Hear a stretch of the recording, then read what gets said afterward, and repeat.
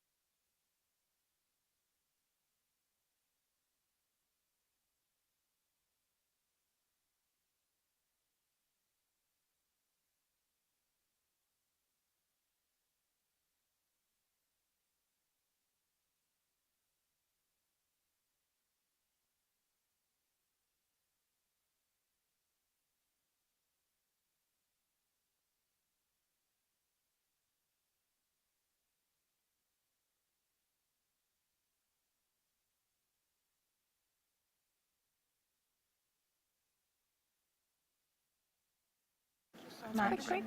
Yeah. Do you want some water? No, I don't. Not Yeah, a good idea. Okay. just leave it on the edge.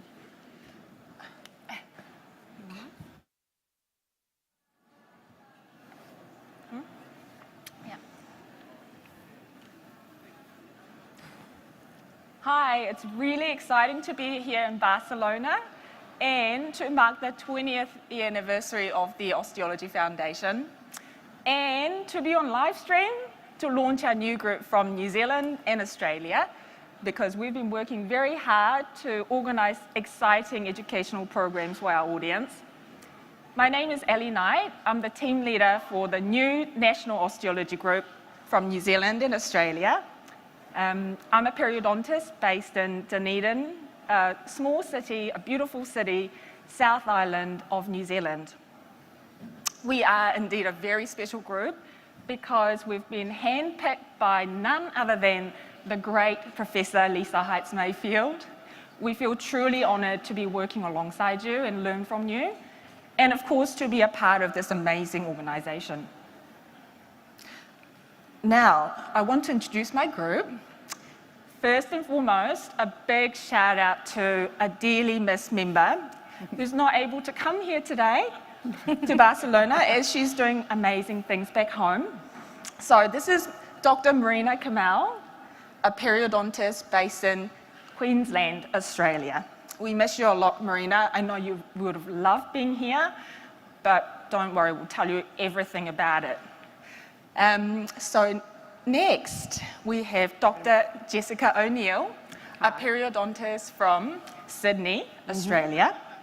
Next, we have Dr. Olivia Nova, a periodontist from Parramatta, near Sydney, Australia. And last but not least, we have beautiful Dr. Anchalee Jennings-Lowe, a periodontist from Perth, Australia. So you might have noticed that I'm the only person from this group to be from New Zealand. So I'm very happy to be representing New Zealand. Woo. So we joined our forces about 12 months ago. And because we live so far away from each other, and there's actually a time zone difference, so we've had numerous meetings, but only on Zoom. And I think after the pandemic, we all feel completely zoomed out. So it's been incredible. Actually, for me, the best thing about being here has been hanging out with my ladies. They are so motivational. And we've been talking about our private lives, professional lives, everything. So I'm truly honoured to be working with you ladies. Just to briefly describe what we do as a group, we are the organisers and moderators for the educational programs for the New Zealand and Australian group, and we're likely to be the first point of contact for the educational or professional questions that our audience will have for us. We also work on the ground. We are very active people, hands and mouth kind of people, meaning working in private practices, as well as in some capacity being affiliated with various universities across Australia and in New Zealand. So we feel confident that our program that we have organised for our audience will be highly relevant, down to earth, easy to understand, yet we've made care to make the topics exciting and sexy because we want to reach out to as many people out there as possible. Now, another special mention, I think, about our group is that we live in such an age of avalanche of information out there, online and in social media. Well, it can be a little bit difficult for our audience to discern where that information might be coming from or the quality of the information, but our audience can feel reassured that we'll only be delivering the highest educational material because we're backed by amazing board of people, internationally renowned educators out there. So without further ado, as you can see, we are a group of spunky women periodontists from down under. And talking about spunky women, I would like to invite Professor Lisa Heitz-Mayfield to the podium.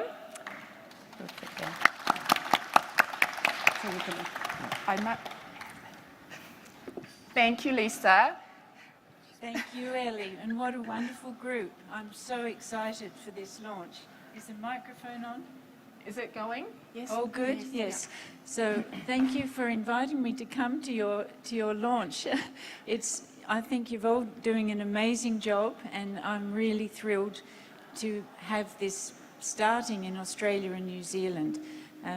As I'll talk a little bit about the national osteology groups, but I understand you'd like me to tell you a bit about, or our audience, a bit about the Osteology Foundation. Yes, please. That would be great. So I am really very proud and enjoy very much working with the Osteology Foundation. I'm a board member and a member of the Science Committee, and it's really fantastic to work with this group.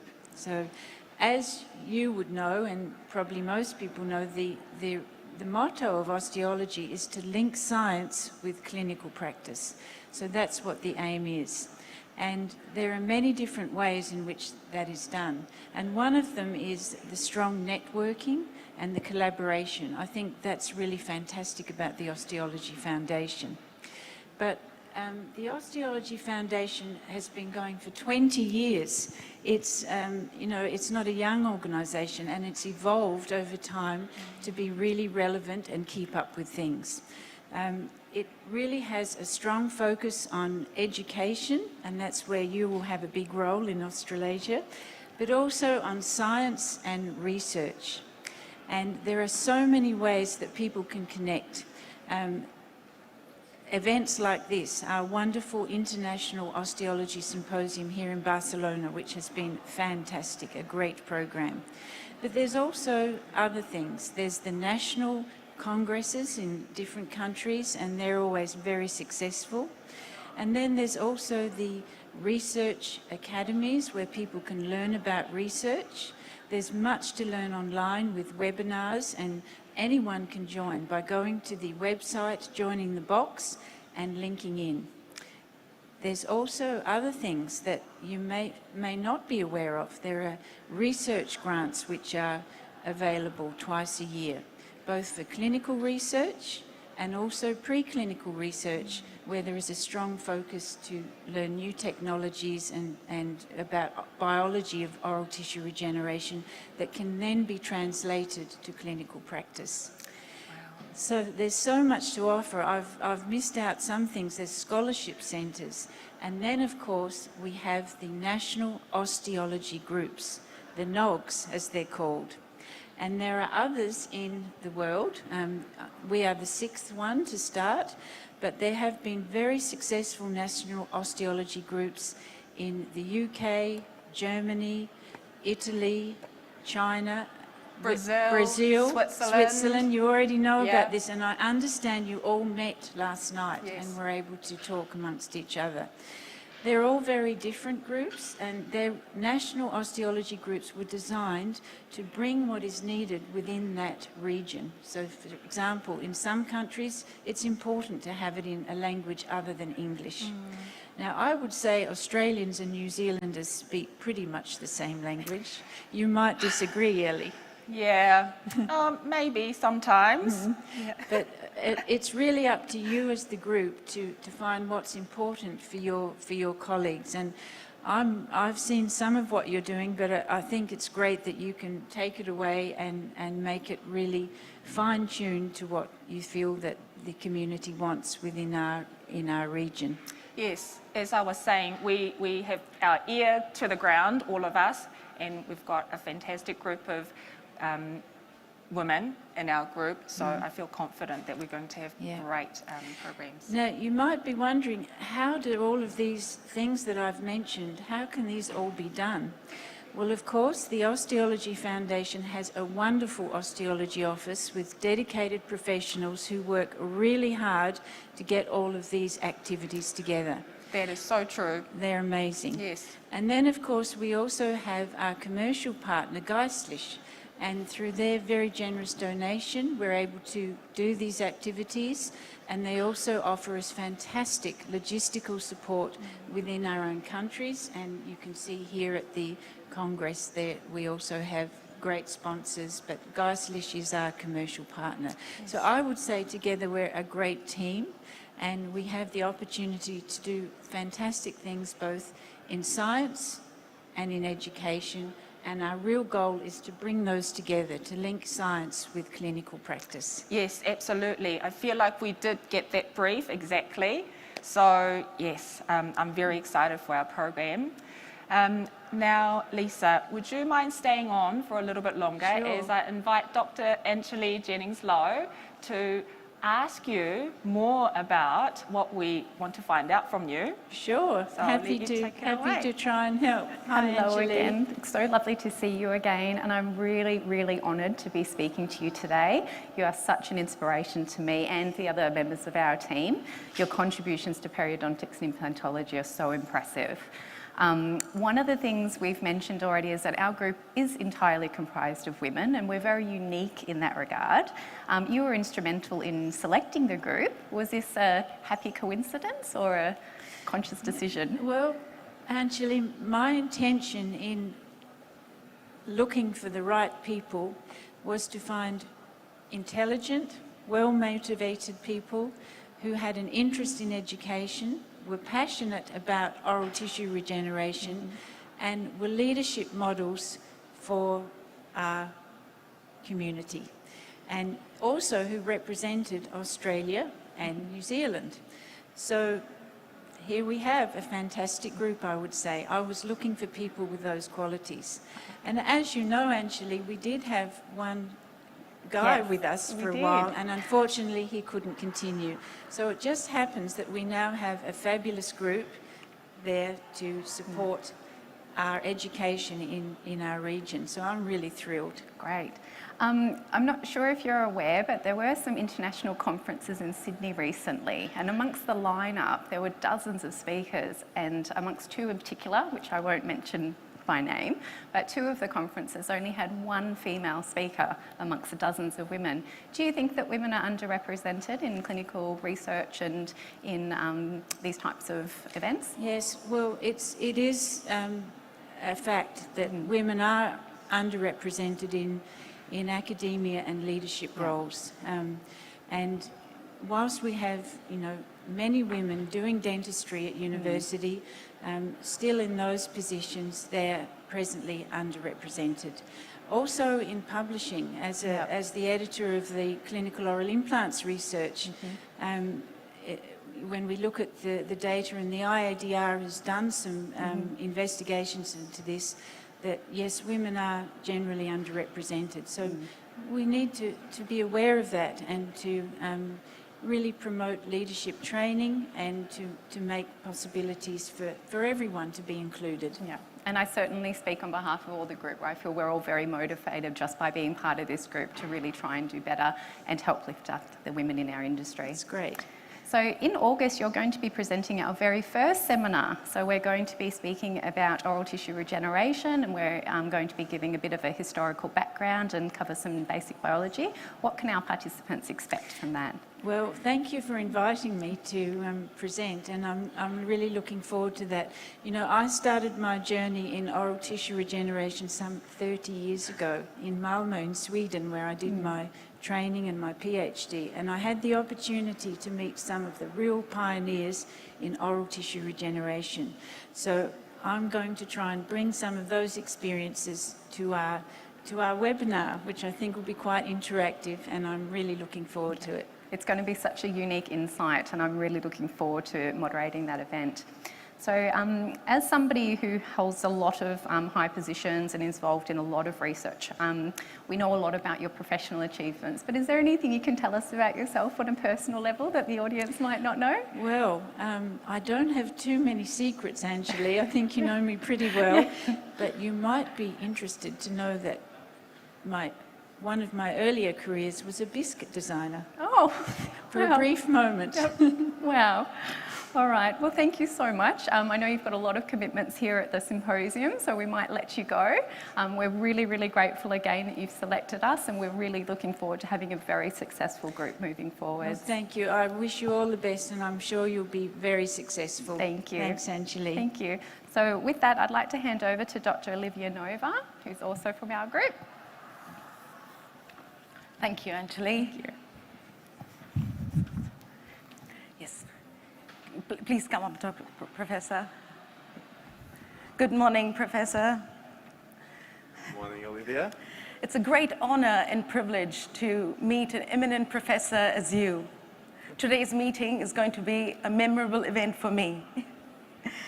Professor, amongst your many academic achievements and positions that you hold, you're also the head of School of Dentistry at the University of Queensland. You're the head of the Specialist Training Program in the field of periodontics at the University of Queensland. You're the director of the Centre for Oral Regeneration, Reconstruction and Rehabilitation. You're also a researcher who has contributed extensively to the field of periodontology and implantology. And last but not the least, you also own your own private practice. Professor, with this enormous professional and administrative responsibilities, my first question to you is, how many hours of sleep do you get each night? Olivia, that's an interesting question. And first, let me just say that it's a real pleasure to be here speaking with you, and thank you for the invitation, and what a wonderful initiative this is. Well, sleep, it's an interesting time to ask me about this because... Of the jet lag? Yeah, because of the jet lag, of course. So yeah, let's say that's a little bit unusual at the moment, the sleep patterns. But seriously, I think I would say that you know, when you're in these type of positions, and I think the positions we are all in, you know, we have clinical responsibilities where we have administrative roles. I think sleep is very important. So it's not something that you tend to skip on. So I would say that you know, to maintain your energy, your effectiveness, you need a good night's sleep always. I mean, you know, if you put a number to it, I would say rarely would I get less than 6 hours sleep, you know. So I think sleep is important. That's a take-home message. Yeah. So when do you think we will get to use 3D printed scaffolds in bone regeneration in daily clinical practice? And do you think this will be affordable to the patient? Well, that's really, really good question, Olivia. So as you're probably well aware, that some 3D printed scaffolds are already available. So that's the titanium mesh type of individualized 3D printed scaffolds that are also commercially available on the market at the moment and are utilized widely. So they are, I guess, seen by clinicians as providing enough benefits to justify the cost. But titanium is probably not the ultimate solution for this type of constructs for bone regeneration, and a resorbable solution would be much better. So I was very pleased to present at this conference for the first time some clinical cases with a resorbable polymer-based scaffold. And this is obviously a big step forward in the translation of these scaffolds. Now, I'm also aware there's a lot of commercial interest in these type of scaffolds, and I anticipate that within 2 or 3 years there will be commercially available resorbable scaffolds on the market. There is no reason for these certainly to be any more expensive than the titanium ones. Both the material and the manufacturing is actually more streamlined than titanium. So they certainly will not be more expensive than what is accepted in the market today, and hopefully cheaper and being able to be utilized in more cases. My next question is, would it be common practice to use 3D printed dental implants in routine clinical practice? And will this be affordable to the patients? Yeah. So that's again, a very good question. So if you're talking about dental implants for prosthesis, you know, obviously we have very effective solutions at the moment. So any new technology has to offer some additional benefits. So with 3D printing, you know, the concept is obviously creating 3D structures, which is what we need, but the manufacturing method is additive. It's additive manufacturing, so it's a layer upon layer production from a digital file. So the advantage there is you get an element of customization for particular cases. So this is what 3D printing can add. So in cases where you need maybe something a little bit unusual than a standard off-the-shelf implant, or you need a bigger range, then perhaps 3D printed implants as fixtures for reconstructions could be useful. But there may be more of a niche market. It's still unclear whether they will provide a significant benefit over what we have at the moment.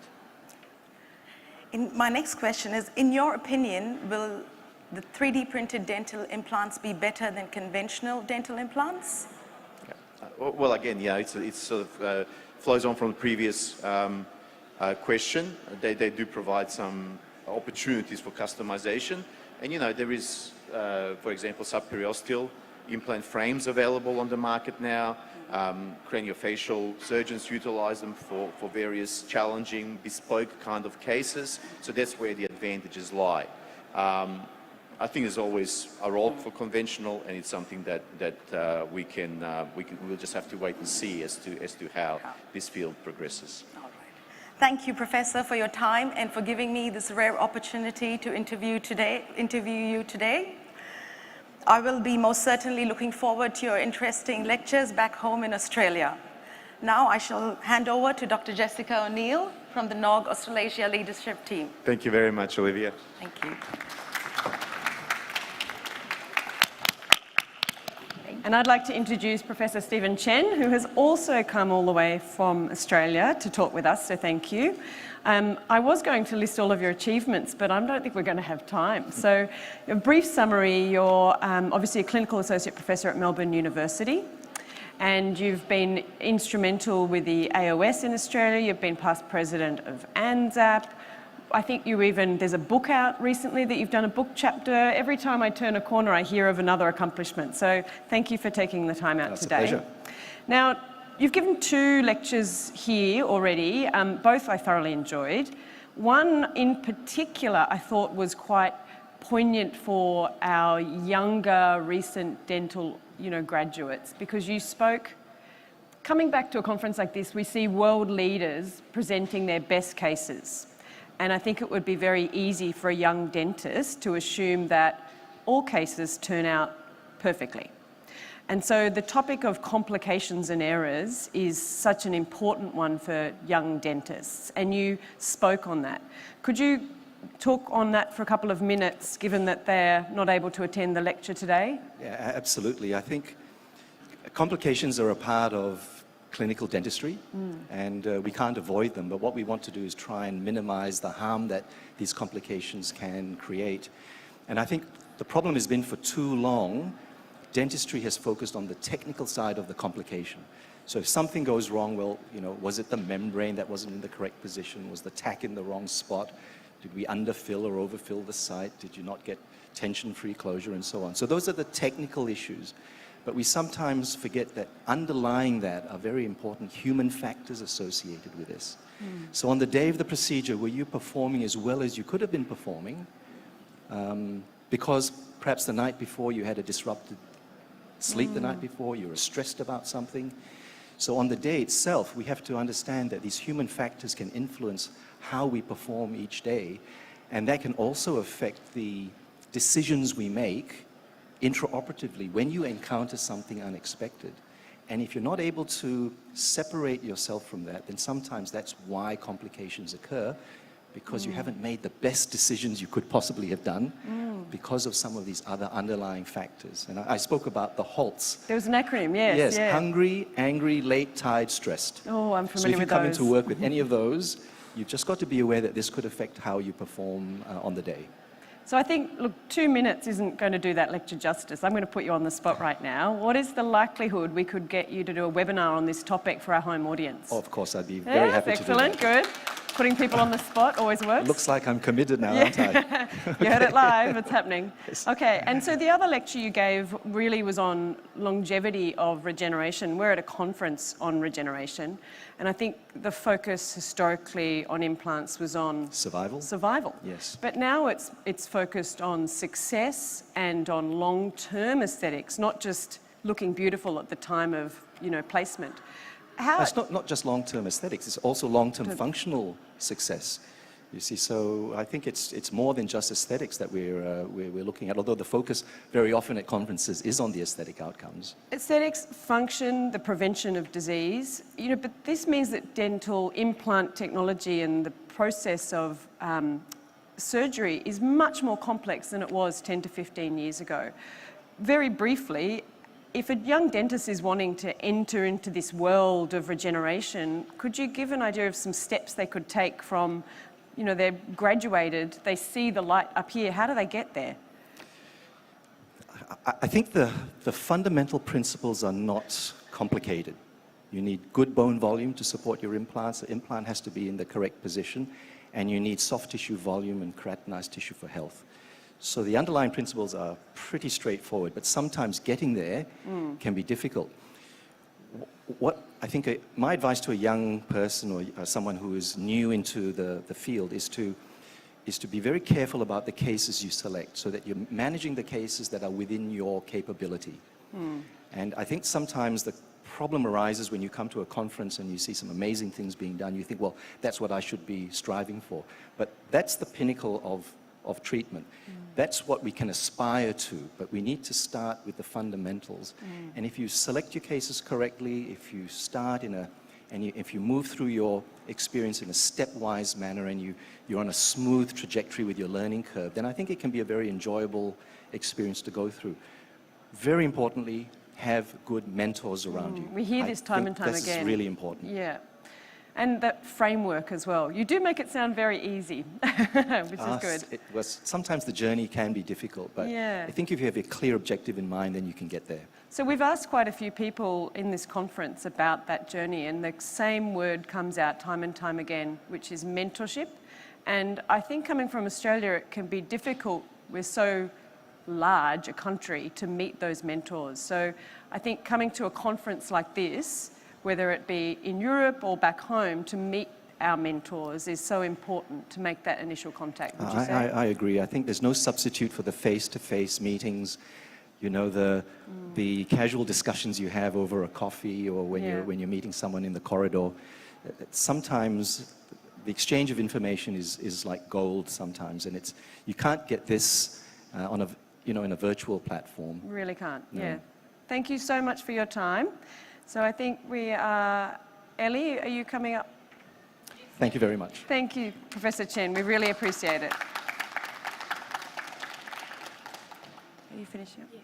So I will wrap up now because I've been taught to be on Swiss time from our great helpers from Switzerland. Thank you so much to Helen and Andre. You have been amazing. You've become our boss and mum and uncle. So to wrap up, I hope we have our audience as excited as we are for the upcoming educational program we have for you.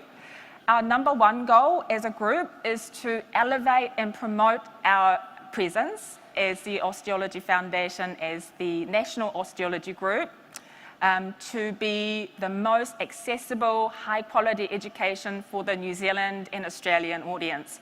We have a lot of work cut out for us, but we only aim the highest, don't we, ladies? And we have had amazing networking. We've spoken to all the other national osteology groups. Special mentions to a few of the people we've met, Flavia, Cleverson, both Fetors from the Brazilian group. Thank you. They've offered to help us in every possible way. Emilio from the German group and Alexandra from the Switzerland group. So I am looking forward to working with you and learning from you. Our target audience is actually for those people who might feel a little bit left out. So we want to recruit audience from the rural centres, solo practitioners, or clinicians in their early careers that don't feel very comfortable asking and reaching out. So we want to be that approachable people. And even the experienced clinicians that want to know the greatest and the newest. We've also made provisions for students out there, whether you're doing hygiene, dental, therapy, or postgrads. Anybody who's hungry for more knowledge about periodontal regeneration, our door is wide open. So that means our educational programs are geared towards beginners. So that doesn't mean that our information will be simple. It just means we are going to make it science into clinical practice, exactly like Lisa has said. So we will be kicking off our seminars with regenerative seminars. Of course, the Osteology Foundation is all about periodontal regeneration, but actually day-to-day practice is all about periodontal regeneration as a periodontist as well, whether it's GBR, GTR, or soft tissue regeneration. But to excite you all, we've got more topics related to regeneration, but the foundation of regeneration, how to raise beautiful flaps. You might already know that periodontists are known for beautiful soft tissue handling technique. Well, we want to pass that knowledge on. How about suturing technique? When to do it, how to do it, what kind of material we use. Those very clinical, practical tips that often are not shared on lectures. So we want to be really hands-on. Of course, we have a great line of speakers. As we've mentioned, we'll have Professor Lisa Heitz-Mayfield, Professor Sašo Ivanovski, and we've just bagged Dr. Stephen Chen, so bravo. I've bumped into many international speakers as I was moving about, and even other speakers that I've watched on the podium speaking to 2,000 people, they have, without being prompted, offered to come on our webinar. So this has been truly a great networking opportunity for us. Please join us by typing osteology.org, and you can choose the educational tab, and a bar will drop down, and you can choose any of the National Osteology Group. Of course, please join our group first, the Australasian group, but you can choose from any of the other 6 groups as well. We will be kicking off our educational program in August of 2023. So, adios, we look forward to seeing you there.